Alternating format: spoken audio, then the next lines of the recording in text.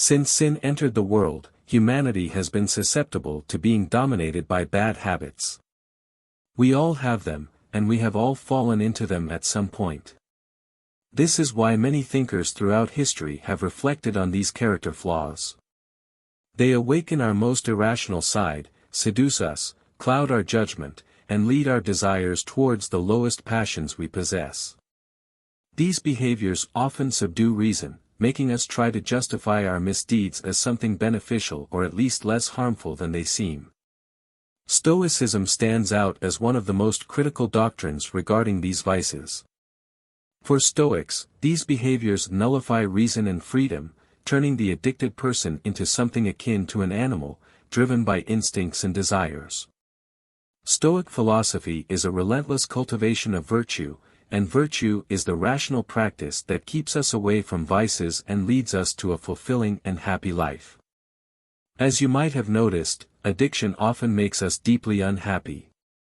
Although it might seem to satisfy us momentarily, that satisfaction is fleeting and only leaves suffering and anguish when it fades. Addiction, in fact, empties us and leaves a wound in the soul that only virtue can heal. Marcus Aurelius said that addiction is its own punishment and finds its destruction in itself. Cicero added that addiction is the most powerful enemy one can face, but virtue is the best defense against it.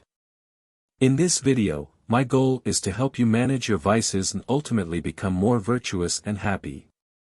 I will divide the video into two parts. First, I will explain what vices are from a historical perspective, then, I will offer 10 pieces of advice to combat them through virtue.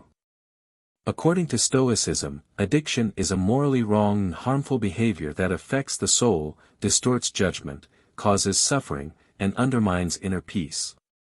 Examples of vices include vanity, anger, fear, lust, greed, and gluttony, among others. Marcus Aurelius explains that vices are essentially ignorance and a lack of self-control. Addiction results from a judgment error, stemming from a poor practice of the virtue of wisdom. When we are prisoners of addiction, our understanding is lost and distorts our perception of good and evil. In both cases, understanding becomes clouded, and reason yields to pleasure and desire, prioritizing momentary pleasure over true happiness. Impulses, by their nature, are irrational and selfish, making us more like animals than human beings. Those who succumb to addiction renounce reason, becoming slaves to their passions, which is characteristic of animals. Therefore, addiction shows a clear lack of self-love and humanity. Moreover, addiction makes us dependent and manipulable, stripping away our freedom and making us vulnerable to others' manipulation. Reason gets confused and gives way to pleasure, losing the ability to control and direct passions toward virtue. Desire and virtue are incompatible, and vices that prioritize desires move us further from serenity and true happiness, which are the life goals we should pursue. However, falling into addiction does not mean being in an irreparable error. On the contrary, the best remedy for addiction is virtue. Therefore, as Stoicism advocates, it is essential to fight daily to practice virtue, gradually renounce vices, and achieve self-control. Although this is a challenging task, it aligns with a grand goal like true happiness. If you think like the Stoics, you likely agree with these ideas. However, you might wonder what concrete steps you can take to overcome vices in your daily life. This is what I will address in the second part of this video, where I will give practical advice on combating the tyranny of vices and cultivating virtue. 1. Know yourself. To fight something, you need to know what you're fighting against. Reflect on your weaknesses and vices. We all are aware of our deficiencies. Recognize your weaknesses and clearly identify what you want to combat.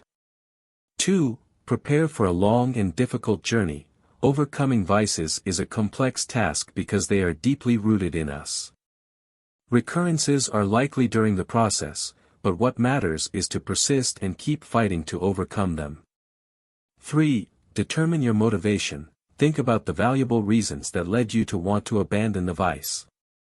Besides being happier, other reasons may include saving money, improving health, or enhancing relationships. Keep these reasons in mind, especially during difficult times. 4. Set realistic goals. Define challenging but achievable goals. Don't set impossible targets, as overcoming a vice will require effort and patience. 5. Start gradually. If you are deeply involved in the vice, begin the change gradually. Set progressive goals and make one step at a time. 6. Avoid risky situations. If you know your vices and weaknesses, avoid situations that could lead to relapses. This may require changing certain habits and altering your environment to avoid temptations. 7. Distance yourself from negative influences. It is crucial to distance yourself from people who encourage your vices. Those who truly value you will want your well-being and should not foster your vices. 8. Seek help. No one solves problems alone. Seeking support from people who have faced similar issues can be very helpful. 9. Internalize the difference between momentary pleasure and full satisfaction. Over time, you will see the difference between the fleeting satisfaction from vices and the true joy that comes from overcoming them with virtue. 10. Consider the damage caused. Addiction causes deep wounds to the soul and affects those around us. It is a harm that should be avoided, and you should always seek the good and virtue.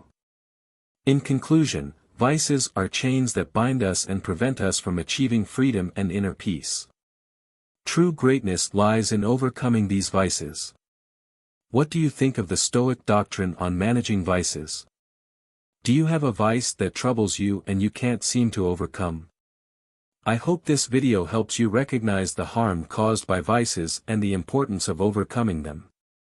If you found this reflection helpful, please like the video and share it with your fellow philosophy enthusiasts. Keep philosophizing, and see you in the next video. Remember, it's not enough to acquire wisdom, it must be used.